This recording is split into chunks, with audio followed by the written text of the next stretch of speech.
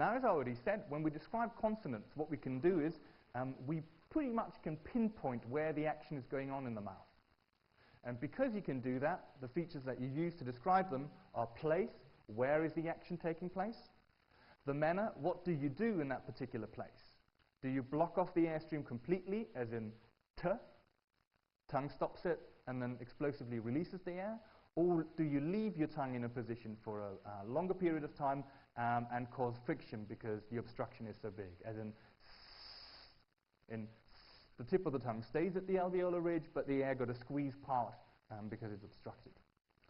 So where's it going on? What's going on? Voicing, what happens at the vocal folds? Do they vibrate, or is it a voiceless sound? And the last bit is fortis lenis. That's got something to do with the muscle tension. But that will become clearer when we get back to whispering. Let's start with the major places of articulation, which are relevant in English, and these terms are important, so those are the ones you definitely got to learn. We start at the front. The last chance you have to do something with the airstream before it's gone is at the lips. Okay? And lips, that's labial, okay? The etymology is pretty clear there. And if you use both lips to do something, then it's a bilabial sound. P and B are bilabial sounds because you use both lips. Example would be pie. Labiodental, well, dentist, it's got something to do with the teeth. So if a labiodental sound, you can also already gather that you use lips and teeth. And the only way you can do that as a human is to use your lower lip, because with the lower jaw you've got control over that. Okay, the upper jaw is pretty fixed; you can't do an awful lot with that. So you take your lower lip and put it to the upper teeth, as in fat or vat. Okay, then you leave the lips out and just put your tongue to the teeth, and that will be the dental sounds in English, which are sometimes called the TH sounds, but that's referring to the orthography.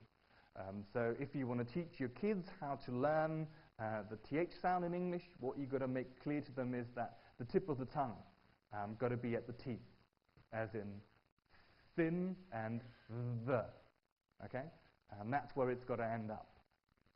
And not as in many cases, where sometimes, in English, for example, you can then also move up the tongue, and that's the sound we also have in German. If you move your tongue from the teeth to just above it, the alveolar ridge, which I've already referred to, you get the sound s or z. Those are the equivalents of the voiceless and the voiced z, which are produced at the teeth. And since Germans don't have that sound, what they sometimes end up producing is an alveolar sound instead, Seemann. Then you can already move the tongue a bit further back. As I said, in she, for example, if you say see and she, you will notice that the tip of the tongue is a bit further back. See, she. And since it's a bit further back, moving to the hard palate, we call it palato-alveolar. In y, on the other hand, it's even further back, so y.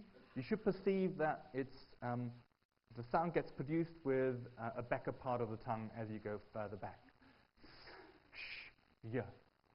So in order to have a distinction between the palato-alveolar, which is still between the alveolar and the palate, in she, and the y, which is further back, we call it a palatal articulation. And the final thing that you can do in your mouth is a velar articulation. In something like k or g, you put the tongue to the soft bit at the end, the velum.